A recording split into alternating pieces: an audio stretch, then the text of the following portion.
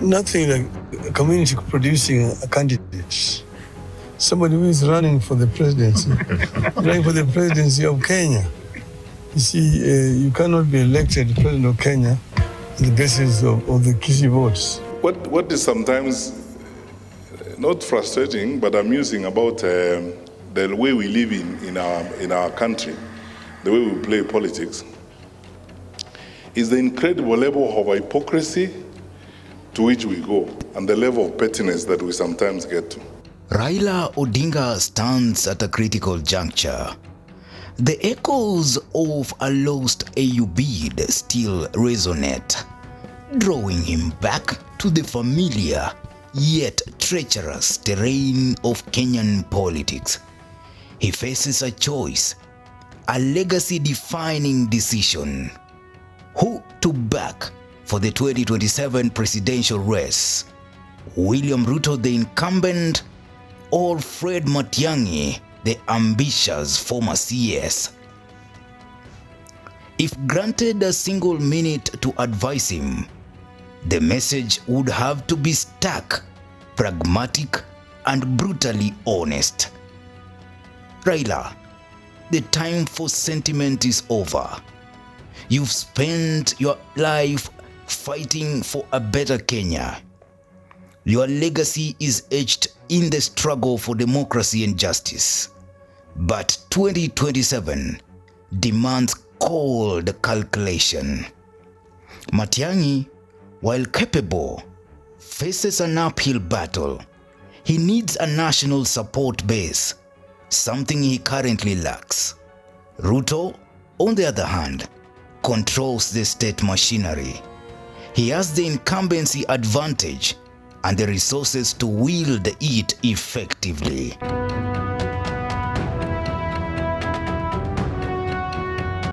A handshake with Ruto, however controversial, offers Raila Odinga a seat at the table, a chance to influence policy, to protect his supporters, and to secure his place in history.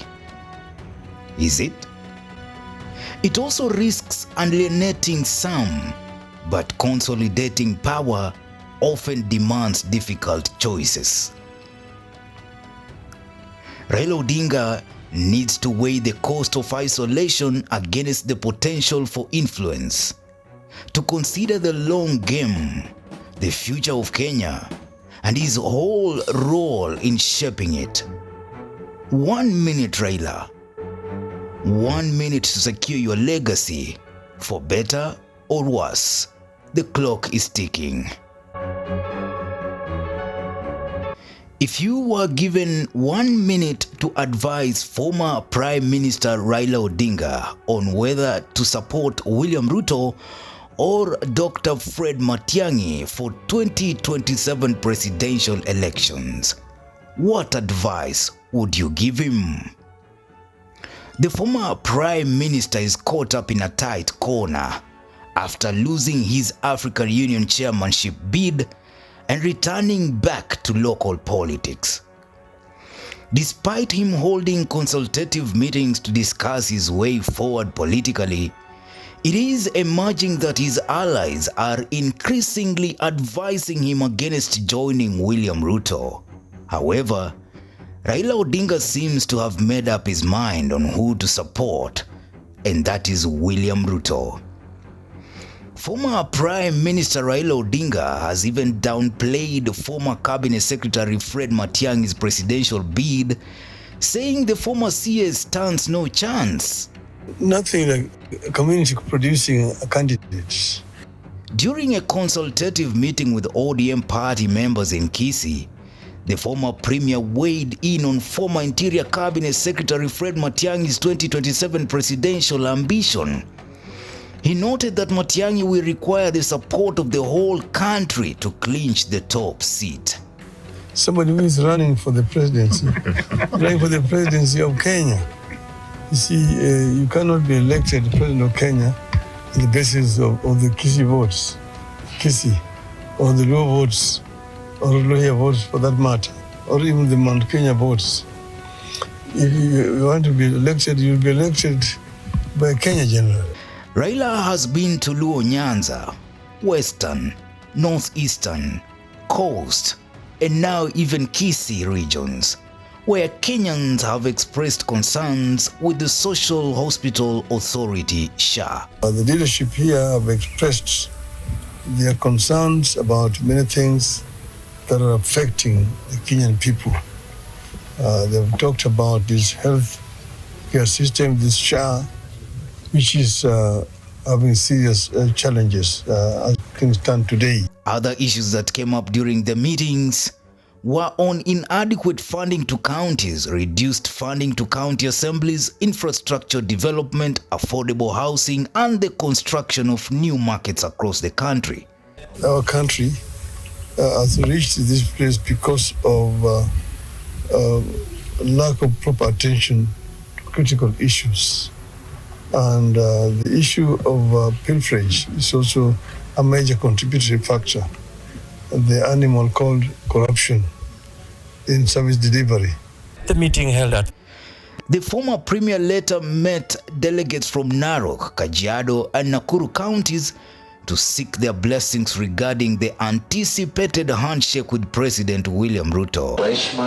The handshake deal between President William Ruto and ODM leader Raila Odinga appears to be edging closer, with the new House departmental committees handed over to the opposition party.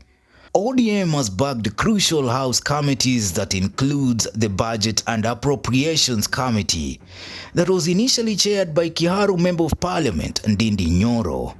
The powerful committee will now be chaired by Alego Usonga Member of Parliament Samuel Atandi. The Health Committee, previously chaired by Endebess MP Dr. Pukose, will now be under an ODM legislator with Seme lawmaker Dr. James Nyikal expected to clinch the chairmanship.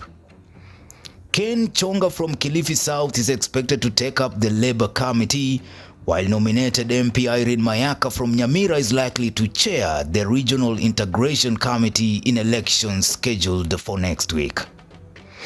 ODM has not only secured chairmanship positions from UDA, it has also bagged vice chair positions in critical dockets of lands and education. Other than sitting in government-preserved committees, ODM will also sit on the other side of oversight. Butere lawmaker Tindi Scott Mwale will chair the opposition's powerful Public Accounts Committee, while Jack Wamboka and Emmanuel Wangwe, all from Kakamega and Bungoma counties, will chair the Public Investments Committees of Governance and Social Services respectively. Kenya Kwanza has ratified the reconstitution of committees to accommodate Raila Odinga's allies. Time is running out for Raila Odinga, but his mind seems made up. Will his supporters abandon him this time or stick with Agwambo? Newsroom, Maisha TV, Ushabi Jr.